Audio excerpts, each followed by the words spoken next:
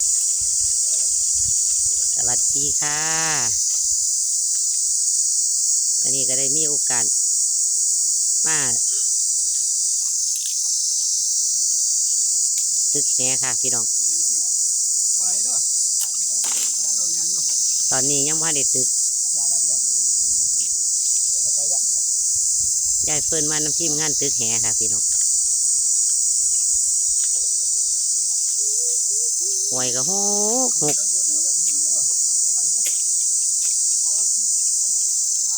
ผักตบชวาเยอะแยะเลยค่ะกำลังลือผักตบชวา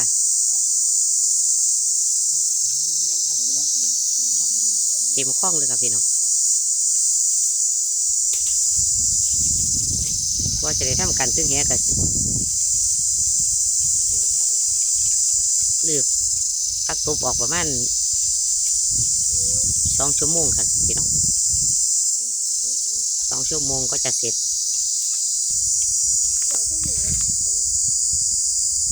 เพิ่นกับมากับร้าน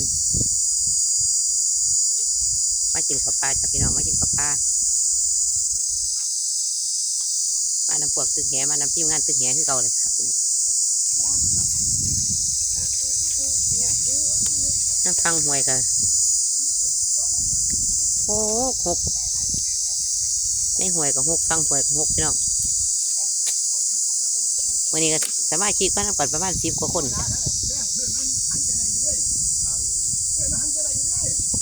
ประมาณ10 กว่าคนไหนไหนเยอะมันโผล่กันโดดเยอะมันโผล่โดด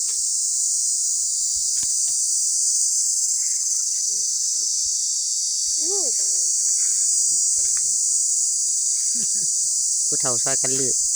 ผู้เฒ่าเมื่อยคนหนุ่มดื้อ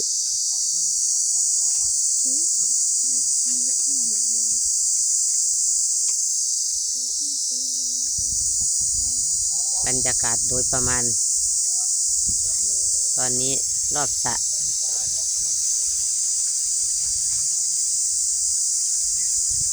บ่ได้เสียค่าดอกครับพี่น้องบ่ได้เสียค่าลงแหดอก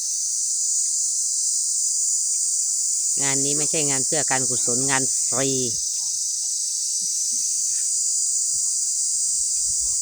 อาศัยลูกขยันลือหวยหนึ่งแถวนี้ลือแล้วกากจางไว้แล้ว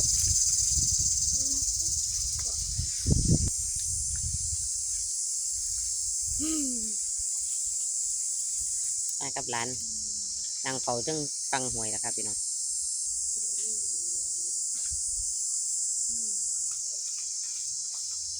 นางเฝ้าปริมฟัง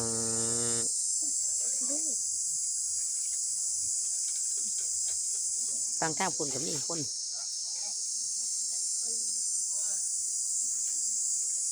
ฟังหวย